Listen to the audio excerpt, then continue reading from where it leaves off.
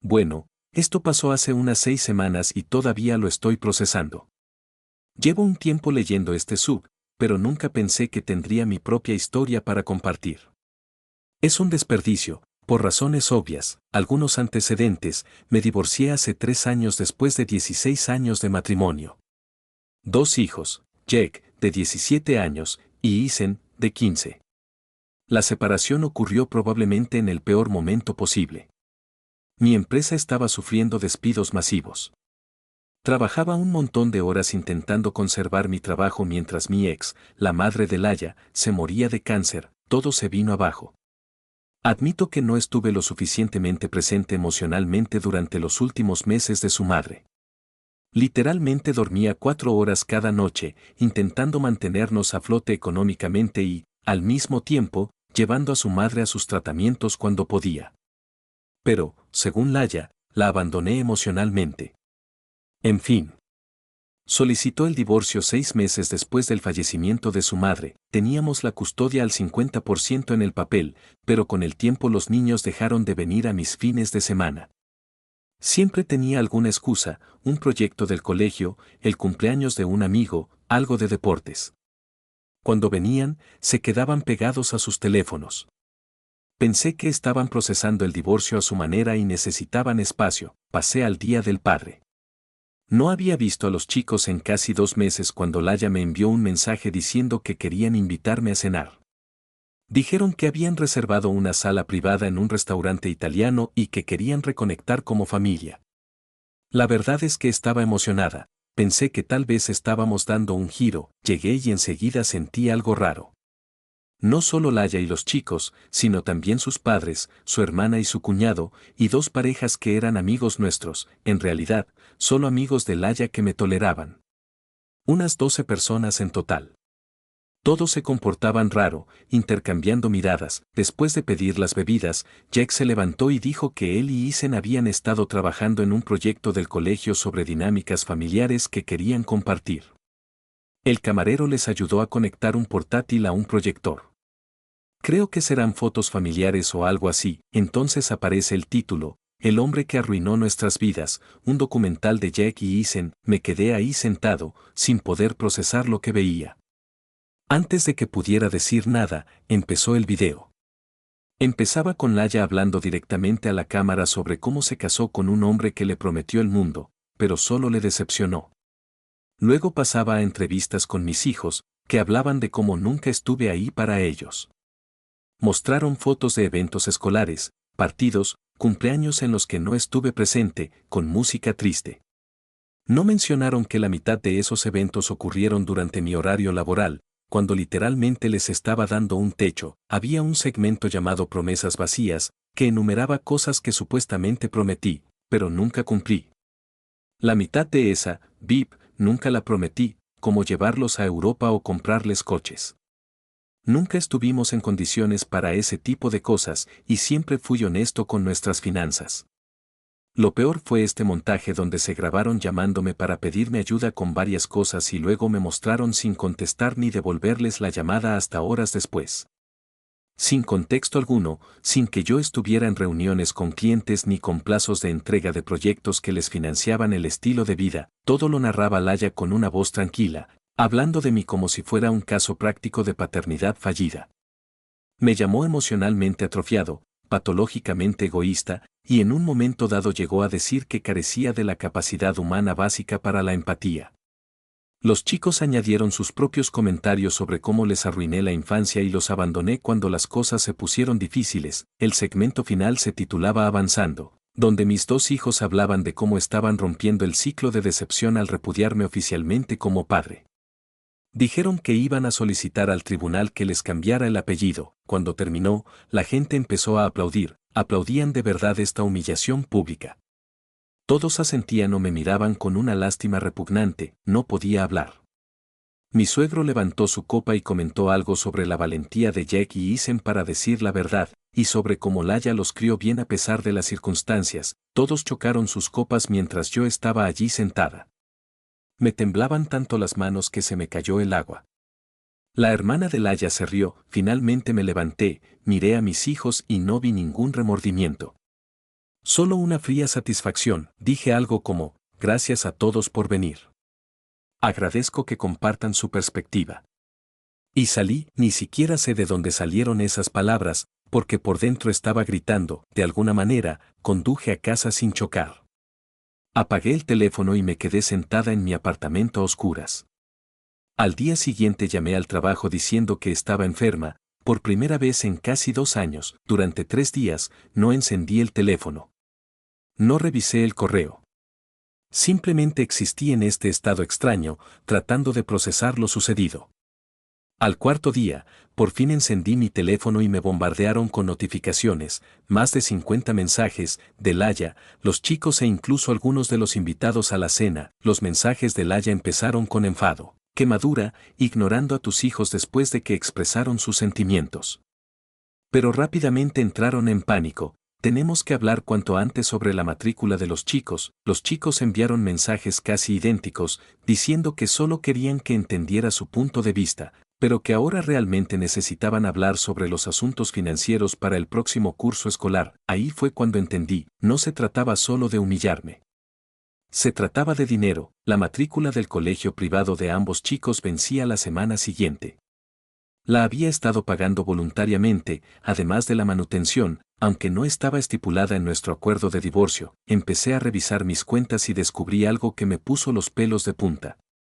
El fondo universitario al que había estado aportando durante los últimos 3 años, casi $140,000, se había vaciado por completo hacía 2 meses. La cuenta requería las 2 firmas para retirar dinero, pero, por alguna razón, había desaparecido. Llamé al banco y descubrí que Laya había falsificado mi firma en los formularios de retiro. La representante de atención al cliente parecía incómoda al decirme que Laya afirmó que era para una emergencia educativa. Cuando le pregunté para qué se había usado el dinero, me dijo que los fondos se habían transferido para pagar una tarjeta de crédito a nombre de Laya. Algo dentro de mí se quebró, la humillación, las mentiras, la manipulación y ahora este robo. Era demasiado. Siempre he intentado ser la mejor persona, pero al diablo con eso. Ya no quiero seguir financiando la vida de gente que claramente me odia. No suelo ser vengativo, pero ahora mismo quiero que sientan exactamente lo que yo sentí sentado en esa mesa. Los mensajes no paran de llegar, cada vez más desesperados por el dinero de la matrícula. Creen que simplemente me voy a dar por vencido y firmar un cheque después de ese VIP programa. No tienen ni idea de con quién están tratando. Ya estoy llamando a mi abogado, a mi asesor financiero y a un investigador privado que me recomendó un amigo. Quiero saber exactamente a qué me enfrento antes de dar el paso. El buen tipo murió en ese restaurante y, sinceramente, creo que lo van a extrañar cuando vean lo que viene después. Primera actualización. Hola a todos. Primero, quiero agradecerles todos los comentarios y mensajes en mi última publicación. No esperaba ese tipo de respuesta. Algunos me pidieron actualizaciones. Así que, esto es lo que ha estado sucediendo desde el estreno del documental VIP programa. Después de enterarme del vaciado del fondo universitario, decidí investigar más a fondo antes de responder a ninguno de sus mensajes cada vez más desesperados sobre el pago de la matrícula. El investigador privado que contraté, un amigo de un amigo, que cobra tarifas razonables, empezó a recopilar información mientras yo me centraba en el aspecto financiero. Primera cosa extraña. Revisé viejos extractos bancarios y descubrí que, durante el último año, la manutención de mis hijos se había depositado en una cuenta que no reconocía. Llamé a la agencia estatal que gestionaba los pagos y, al parecer, Laya había presentado la documentación en mi nombre para redirigir los depósitos. Falsificó mi firma de nuevo. La persona de atención al cliente me dijo, sí. Solo procesamos lo que entra. No verificamos firmas ni nada. ¡Qué sistema tan genial! Así que me quedé ahí sentado, mirando estos extractos, preguntándome a dónde demonios iba a parar todo ese dinero, si me estaban culpando constantemente por estar sin Blanca. Entonces el detective privado me envió su primer informe, y madre mía. Laya había estado haciendo viajes de fin de semana caros a Miami y Las Vegas con sus amigas mientras les decía a los chicos que me negaba a pagar sus necesidades básicas. Había fotos de Instagram de ella en restaurantes y clubes elegantes, con subtítulos como cuidado personal después de otra semana haciéndolo todo sola y cuando tienes que ser mamá y papá. Mientras tanto, yo como ramen 3 noches a la semana, intentando reponer mis ahorros después del divorcio. El detective privado también encontró algo que me dio ganas de romperle la pared con el puño. Laya había creado un grupo privado de Facebook llamado Apoyando a Madres Solteras, donde llevaba años publicando sobre mí. No solo para desahogarse, que sería lo que fuera, sino mentiras descaradas, publicaciones sobre cómo me negué a ayudar cuando Isen se rompió el brazo. Pagué toda la factura médica y me tomé días libres en el trabajo para llevarlo a sus citas, publicaciones diciendo que me olvidaba de los cumpleaños. Tengo recibos de regalos que envié y que aparentemente nunca recibieron, publicaciones diciendo que estaba atrasado con la manutención infantil, nunca he dejado de pagar un solo pago, y toda esta gente, incluyendo a los familiares que estaban en la cena, comentaba cosas como, eres tan fuerte, no se merece a esos chicos tan increíbles y algunos hombres simplemente no son capaces de ser padres. Me conocen desde hace casi 2 décadas. Me han visto entrenar a las ligas infantiles, desvelarme con niños enfermos y trabajar 70 horas a la semana para mantener a mi familia. Y simplemente se creían lo que Laya les daba de comer, sin siquiera preguntarme mi versión. Al día siguiente, llamé a la escuela de los chicos para preguntar por unos documentos para el pago de la matrícula. Estaba dándole largas.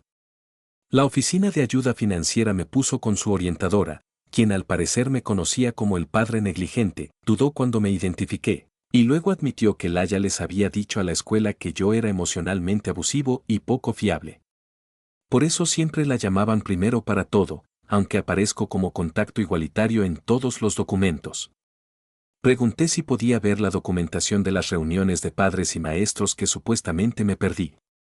Resultó que Laya las había estado programando durante mi horario laboral sin avisarme, y luego le dijo a la escuela que no me molestaba en ir. La consejera se disculpó cuando le enseñé los correos electrónicos que demostraban que nunca me habían informado de la mitad de estas reuniones, entonces noté algo extraño en el calendario escolar que me envió. Había eventos marcados de los que no tenía ni idea, los exámenes finales del equipo de debate de Isen, el recital de música de Jack, los premios deportivos. Revisé mi correo, mis mensajes de voz, nada. Laya nunca me contó nada de eso, luego les dije a los chicos que decidí que vinieran. Estaba tan enfadada que apenas podía ver bien. Pero mantuve la calma por teléfono y le pedí a la consejera que me enviara por correo electrónico el calendario completo de los últimos 2 años. Cuando lo comparé con el calendario en línea supuestamente idéntico que Laya me había compartido, había docenas de discrepancias. Había estado editando sistemáticamente eventos importantes antes de compartirlos conmigo, y luego les contaba a todos que me estaba perdiendo deliberadamente las actividades de mis hijos. El detective privado también descubrió algo muy raro. ¿Recuerdan esas llamadas grabadas del documental donde no contesté o devolví la llamada horas después? Los registros telefónicos muestran que se hicieron cuando estaba en reuniones programadas en nuestra agenda familiar compartida o durante mis horas de trabajo más ocupadas. Llamaron deliberadamente cuando sabían que no podía contestar, lo grabaron y luego lo usaron como prueba de que no me importaba. A estas alturas, recibo unos 15 mensajes al día sobre la matrícula. El tono de Laya cambia de enfado a pánico y luego a una extraña dulzura. Los chicos me envían mensajes obviamente entrenados sobre cómo me siguen queriendo a pesar de todo y cómo solo quieren seguir adelante como familia, vip, tan obvio después de esa humillación pública. Finalmente llamé a mi ex-suegro, que siempre ha sido bastante razonable.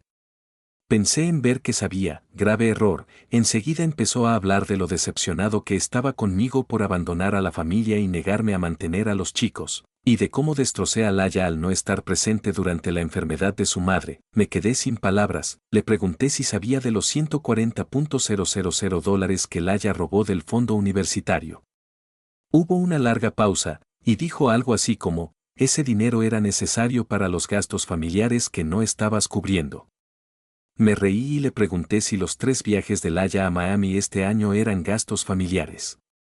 Otra larga pausa, entonces admitió que Laya les había contado a todos que había dejado de pagar la manutención hacía meses y que se enfrentaban a un desalojo.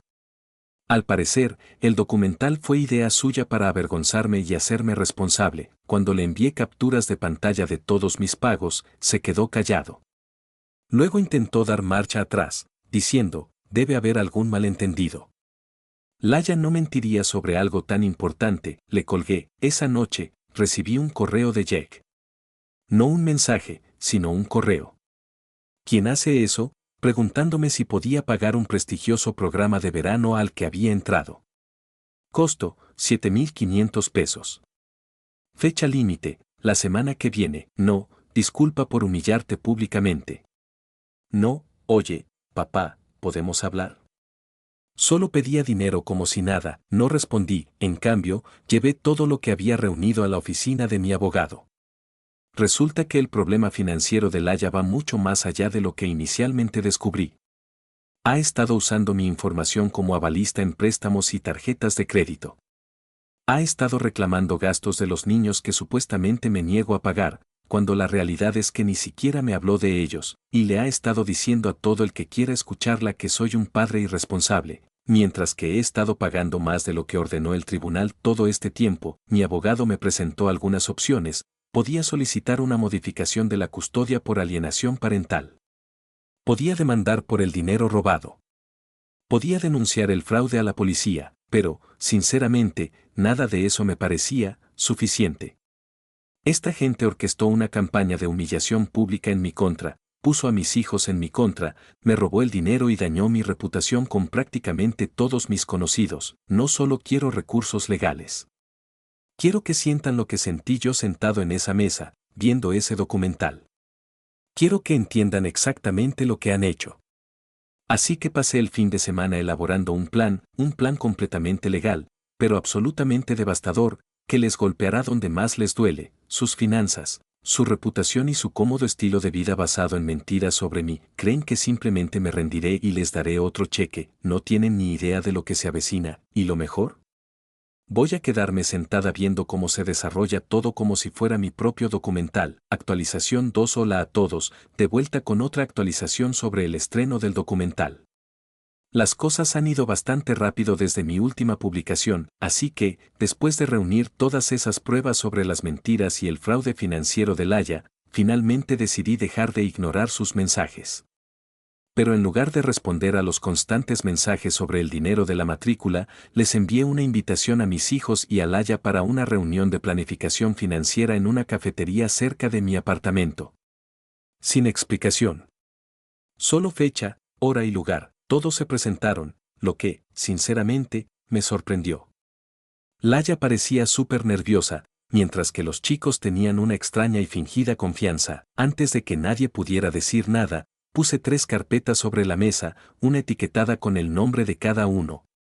Dentro de cada carpeta había una contabilidad completa de cada centavo que había gastado en ellos desde el divorcio, incluyendo la manutención que se estaba redirigiendo, las contribuciones al fondo universitario, los gastos adicionales que cubrí que no exigía el acuerdo de divorcio y los recibos de todos los regalos que, según afirmaban, nunca envié.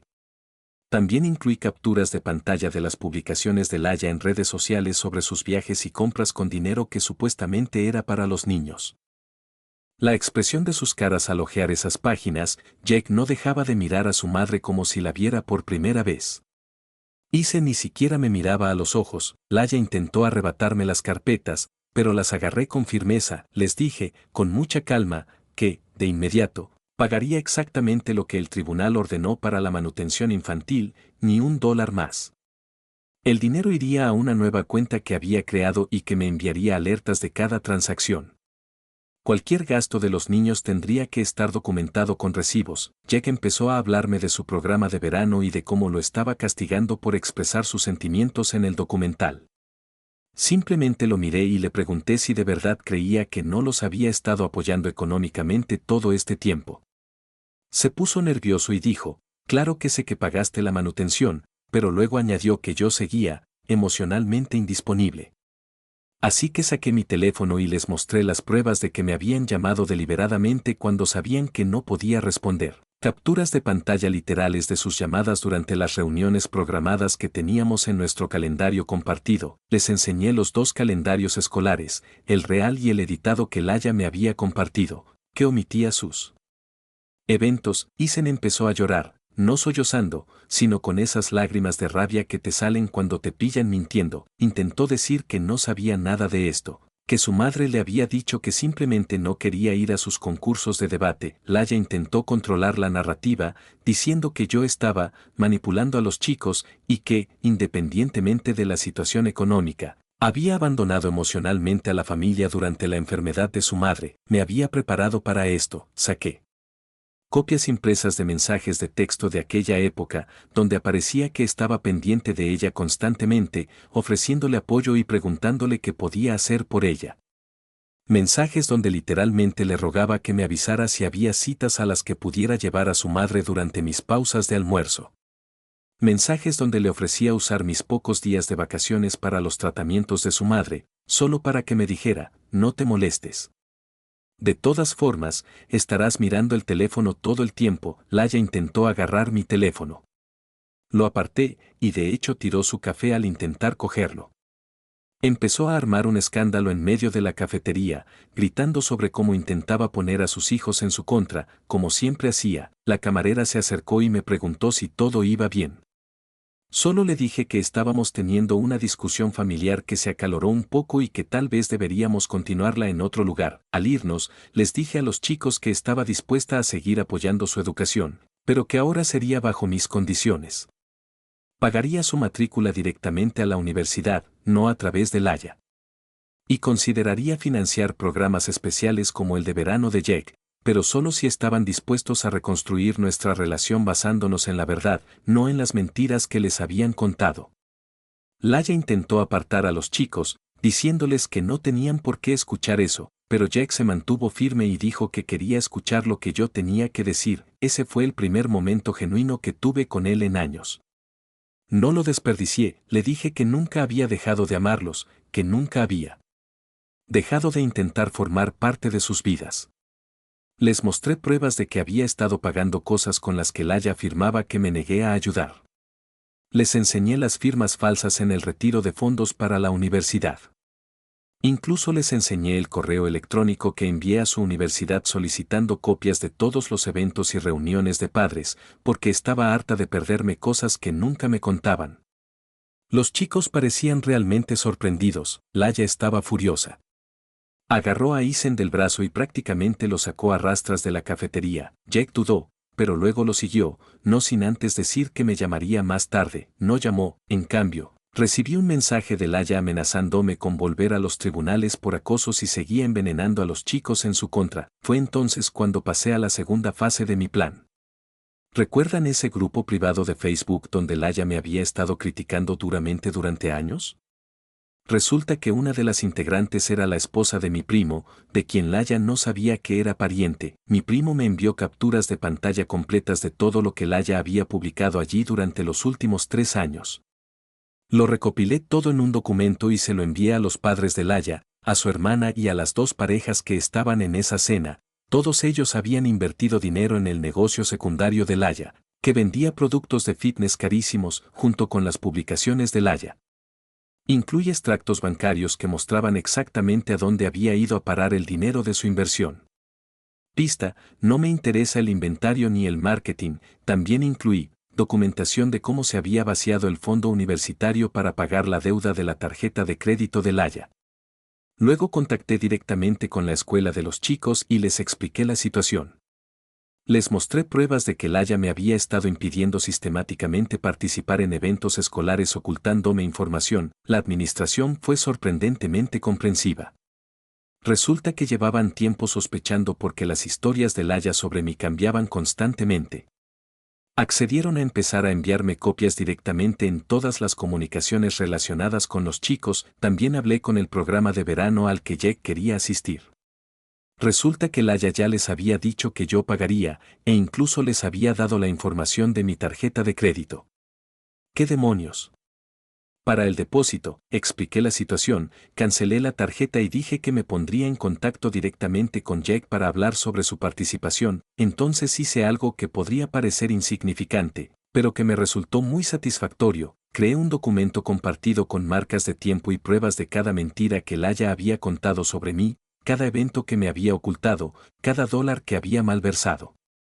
Lo compartí con todos los que habían estado en la cena del Día del Padre. Lo titulé El hombre que realmente mantuvo a su familia, el documental que no te mostraron. En cuestión de horas, el teléfono de Laya estaba a reventar.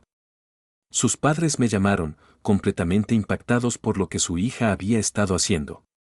Le habían dado dinero varias veces para ayudar con los gastos de los niños cuando ella alegaba que yo no pagaba. Su padre incluso se disculpó.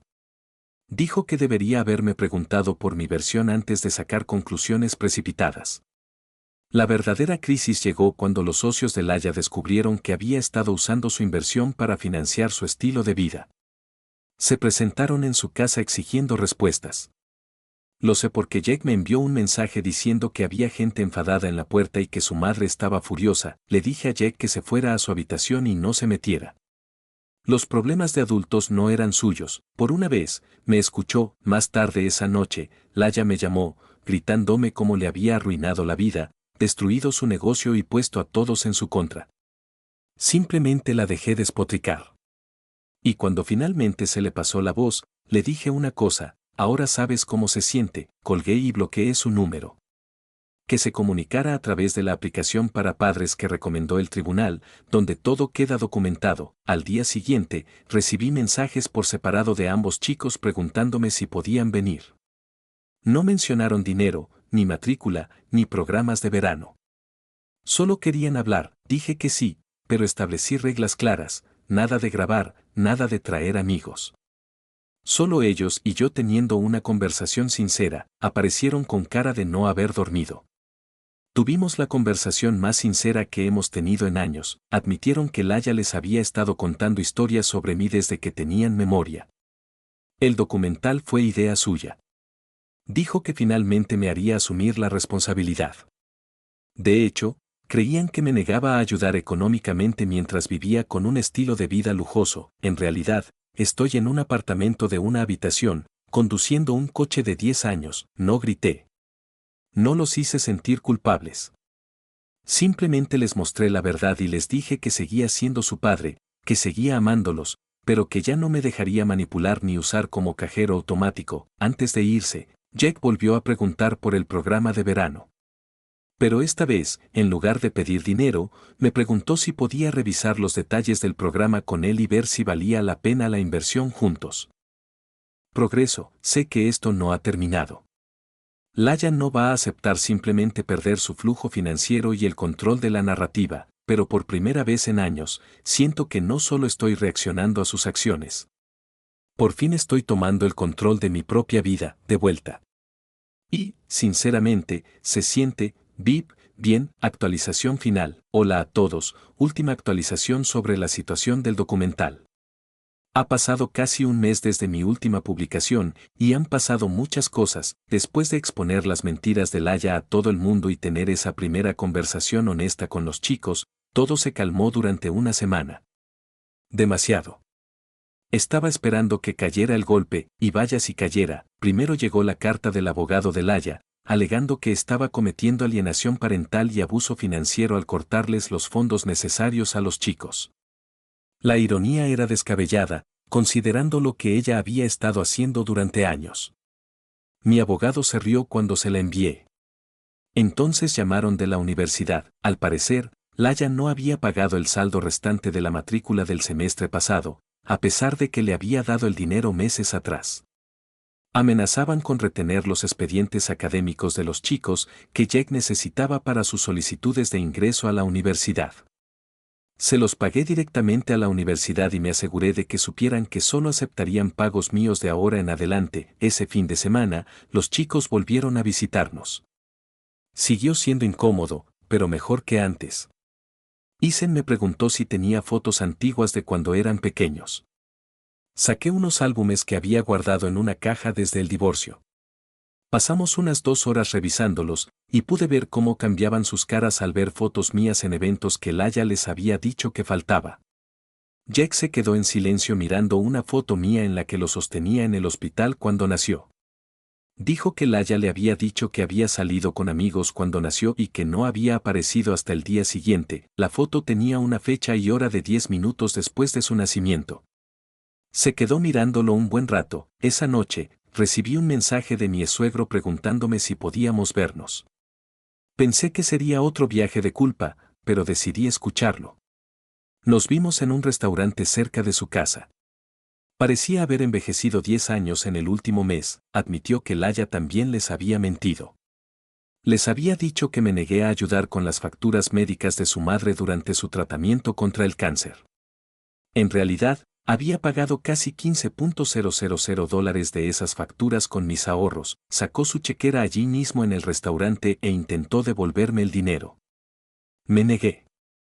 Le dije que no era por eso que lo había revelado todo, que solo quería que la verdad saliera a la luz. Se derrumbó. Dijo que se sentía responsable de cómo resultó Laya. Al parecer, su madre siempre había encubierto sus mentiras de pequeña y él nunca se puso firme.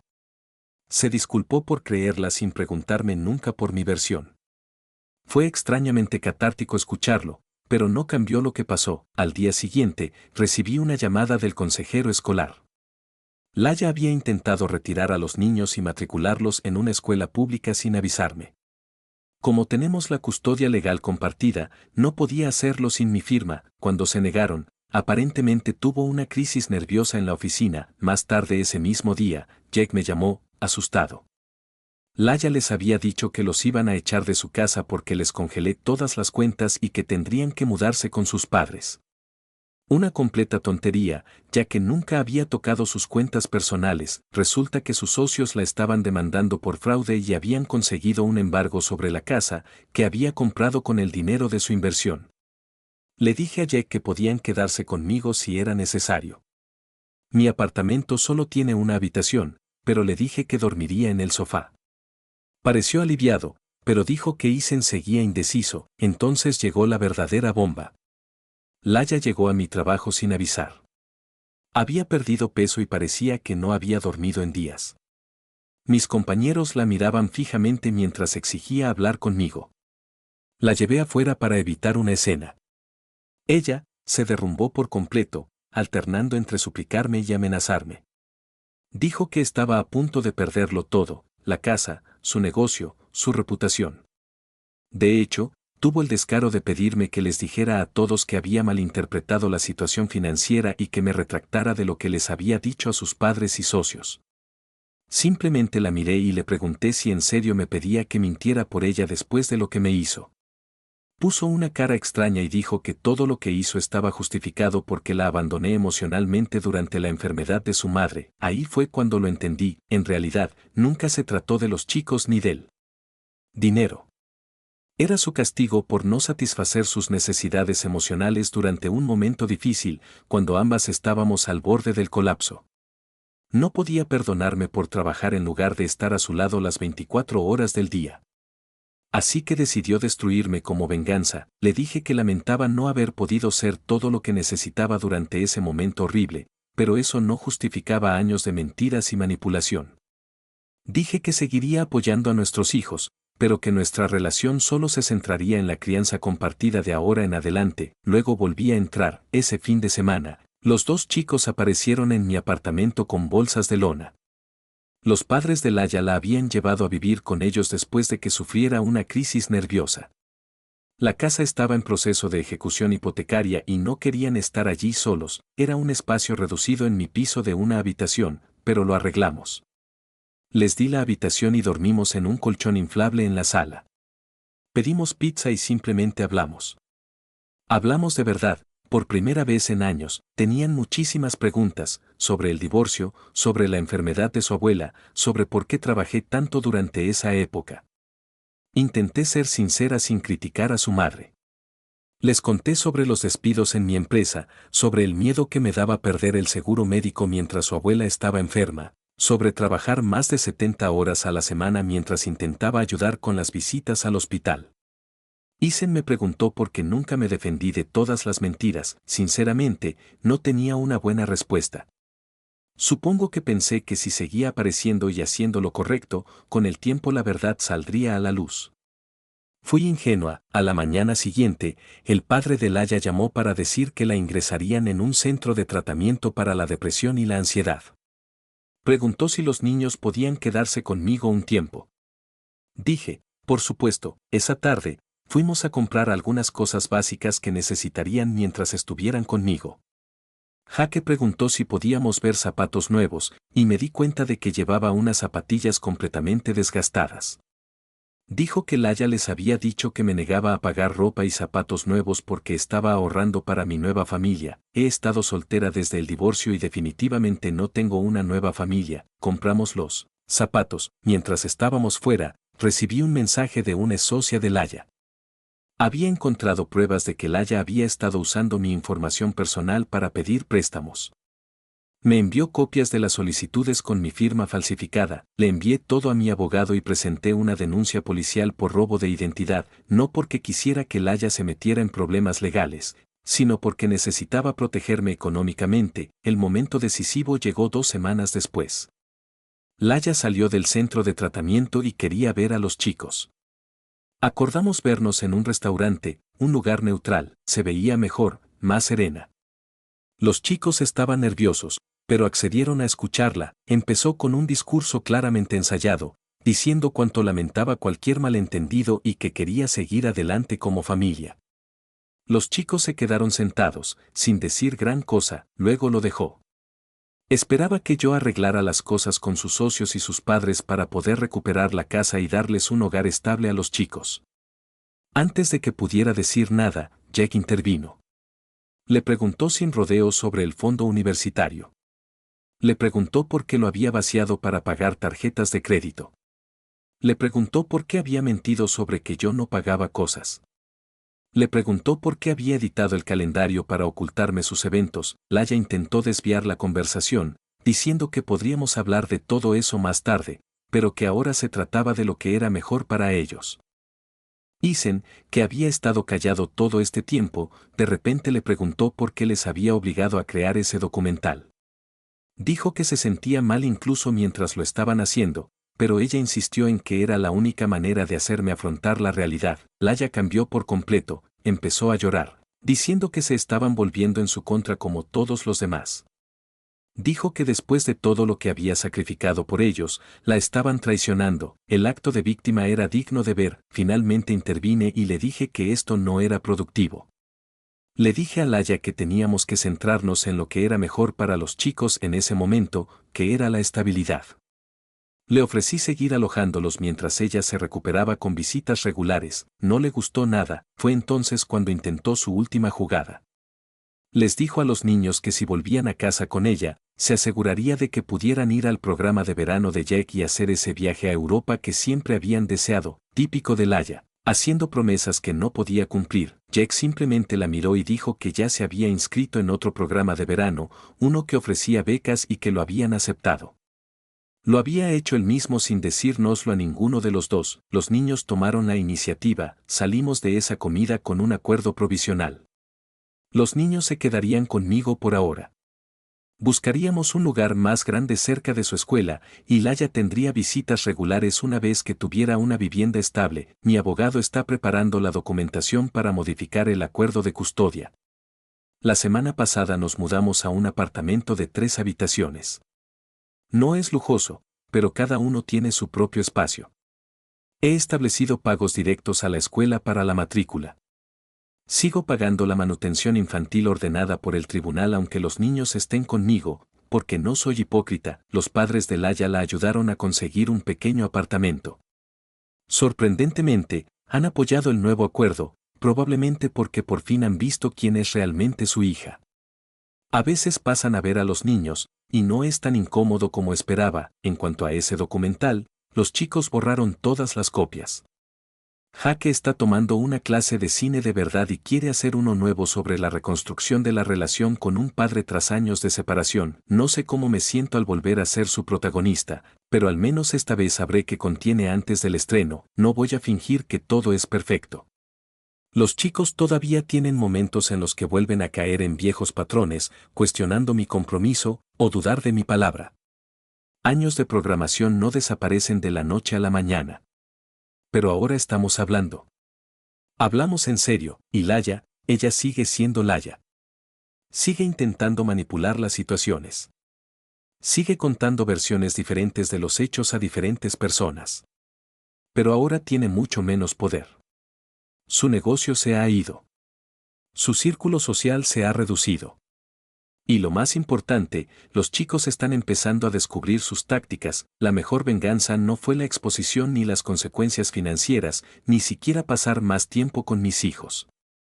Fue finalmente defenderme y negarme a ser la villana de nadie. No sé si habrá más actualizaciones después de esto. Simplemente vivimos el día a día, intentando construir algo nuevo a partir de los escombros de lo sucedido, pero quería agradecer a todos los que comentaron y enviaron mensajes de apoyo. Me ayudaron más de lo que imaginan en los momentos más oscuros. A veces el final más feliz no es cabalgar hacia el atardecer. A veces es simplemente despertar y darte cuenta de que ya no cargas con ese peso.